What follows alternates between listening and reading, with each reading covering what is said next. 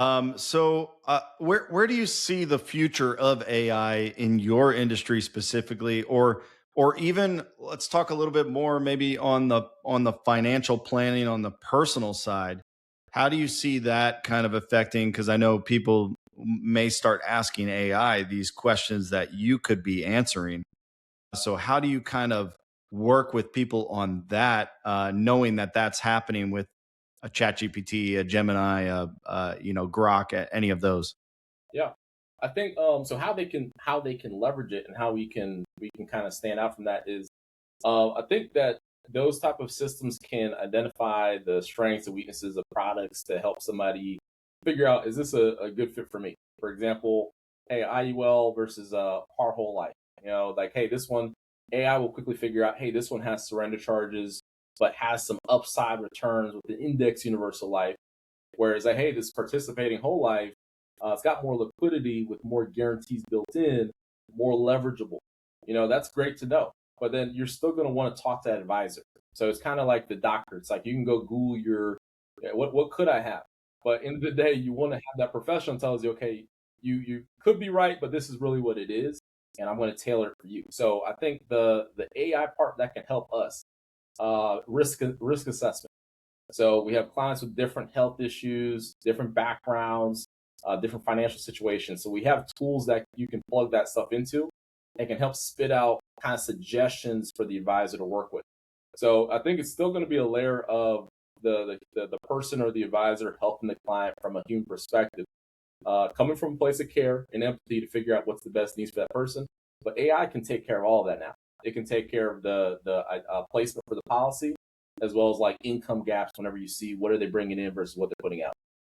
Okay.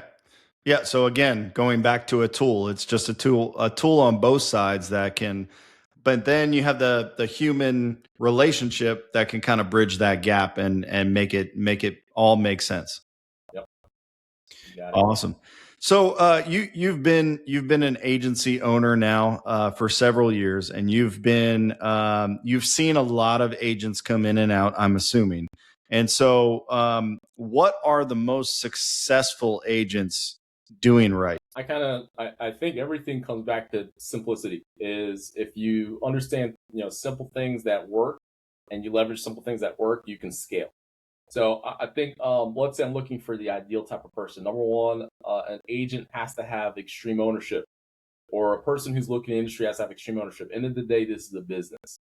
So there's the service part of what we do, which is helping families and protecting families, and then there's the business side, which is you got to stay in business in order to keep doing that.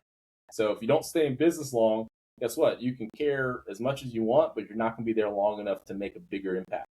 So, three things I typically tell people is number one, you have to have leads. You got to have resources. So, two ways you can get in front of people: organic, which is going to be friends, family, referrals. At some point in time, that dries up and it's not scalable. So you can protect all those people. They can maybe give you a referral or two, but at some point it just runs out, and then you're left trying to figure out how can I get in front of more families.